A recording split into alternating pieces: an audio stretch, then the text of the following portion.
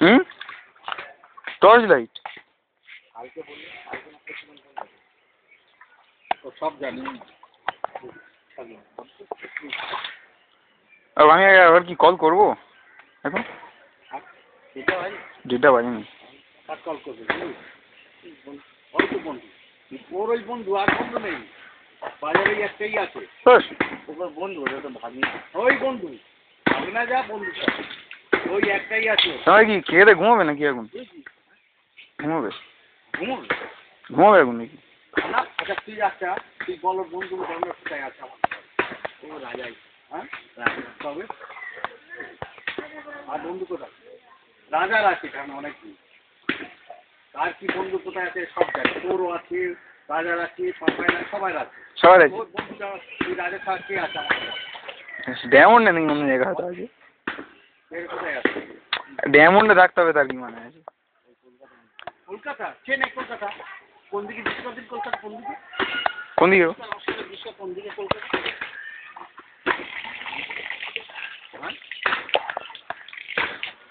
ওর হাত খরচ করে জানি ওর 50 টাকা। আরে হ্যাঁ 5 টাকা হাত খরচা 50 টাকা, 5 টাকা 5 টাকা ওই মশলা মুড়ি ওই জানে চাই মোট করে 50 টাকা, আমার বাজার বেশিও। হ্যাঁ সামনে বলছি তো, লুকুচ্ছি সামনে বলছি, সামনেই বলছি তো আমি, তাই তো? হ্যাঁ ও ধরছিল তো আমি, ওর বাড়িতেই ধরছি, তোর এত টাকা খরচ দেবে ঠিক আছে, সিগারেট খাস, মাল টাল খাস, তোর ডেলি পয়সা ঈশ্বরও বলেছি কিনা তো বাম্মার সামনে, বাম্মাই তো বলেছি তো ধরি সামনে, জিজ্ঞেস করে ধরেছি কিনা, বলেছি কিনা বাম্মার সামনে, মানে এই যেদিন আমার সামনে করবি না সেই চাম কাটবো বলে দিলাম। তো দাদা এখন আমার থেকে ভয় পায়, তামানি তো আগে, আমার আগে তামানি তো তামানি মানে ছিল, এখন বলে খৈনি নাকি ধরেছে না, খৈনি খায়, খৈনি ধরেছে, কিন্তু এখন বড় তামাকও খায়। হয়ে গেছে ছেলেপুলে তাকে বলতে আমি কিছু বলি, সে করে না আমার সামনে করে না, তুই তাকে আমি বলি, আমি শুনি জানি কিন্তু বলি না, যে সামনে তো করে না, বলতে ওখানে তাকে আমি বলতেও পারবো না, কারণ বড় হয়ে গেছে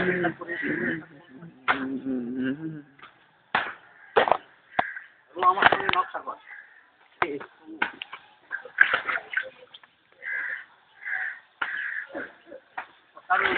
50 টাকা ডেলি ওর ভাত খাবো, 50 টাকা কি করে ওই জানে, আমি তো রোজ কে বলে কি ওর চিজ করে, কে বলে লোকে চিজ বাড়িতে বাবা মা দুজনই 50 টাকা বলেনি, বলেছে লাগে প্রত্যেক দুজনই বলেছে, আর তখন বাবার সামনে বলছে ও কি করে বিড়ি সিগারেট খাস, এসে গেছে তোমার টর্চ, আমি আগে এনেছি দিয়ে গেলে হলো তো, দাঁড়াও তুমি দেখো আমার ক্যাম্পার আগে দাঁড়িয়ে যাচ্ছি, এবার চলে যাও বলবো আমি এই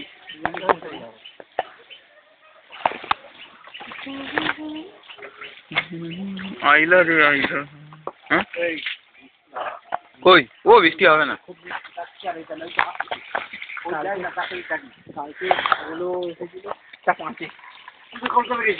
কলকাতায় তো দিয়েছি আমি, তো ওখান থেকে ধরেছি 10টা বেয়ালি,